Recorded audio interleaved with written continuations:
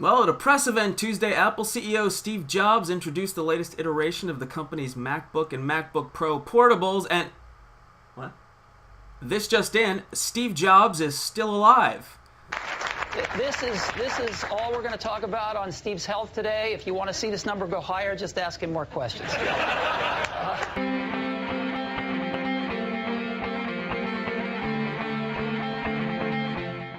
Hello, it's Wednesday, October 15th, 2008. I'm John Pachkowski, and this is Digital Daily.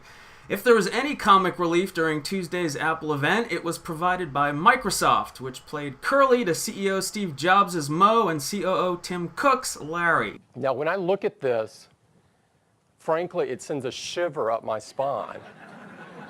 Discussing the dramatic increase in the Mac's market share in the past year, Cook said it was driven partially by Microsoft. The next up is something we didn't do, Vista.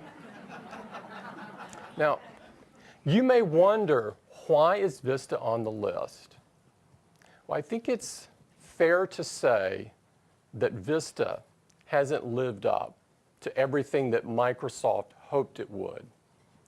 And consequently, it's opened doors for a lot of people to consider switching to the Mac.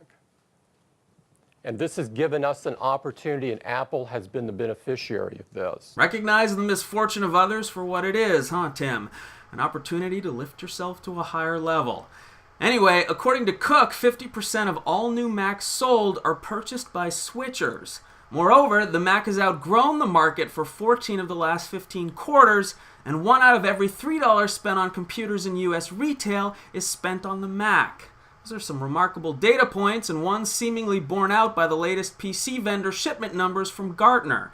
Apple showed nearly 30% year-over-year growth in the third quarter of this year, its market share rising to 9.5% from 7.7%. Fielding questions from the audience after Tuesday's MacBook launch event, Apple CEO Steve Jobs was asked why the company isn't offering Blu-ray DVD drives as an option on its newer machines. It's a reasonable question. Apple was an early backer of Blu-ray, but it hasn't exactly been an early adopter of the technology. Hewlett-Packard and other PC makers are already offering their systems with the Blu-ray option. Why isn't Apple? Said Jobs, quote, "Blu-ray is a bag of hurt.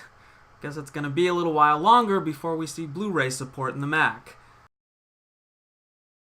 Beyond the technology on display at Tuesday's Apple event, what was perhaps most interesting was the accuracy with which it had been predicted. It was astonishing, really, given Apple's near monomaniacal secrecy.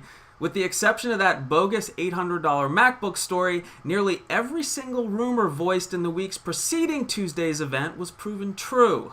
Apple's new brick manufacturing process, aluminum enclosures for consumer MacBooks, LED backlit displays, multi-touch glass trackpads, the screaming fast new NVIDIA GPUs, even the date of the MacBook event itself.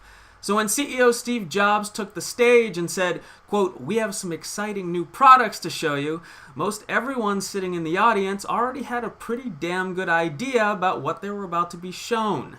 And that's gotta bother Apple, which has long argued that leaks dampen excitement around product launches. Certainly Jobs, showman that he is, can't be pleased that the rabbits he'd planned to pull out of his hat Tuesday were all hopping willy-nilly about the stage before he'd even arrived.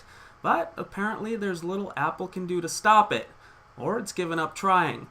Or something else.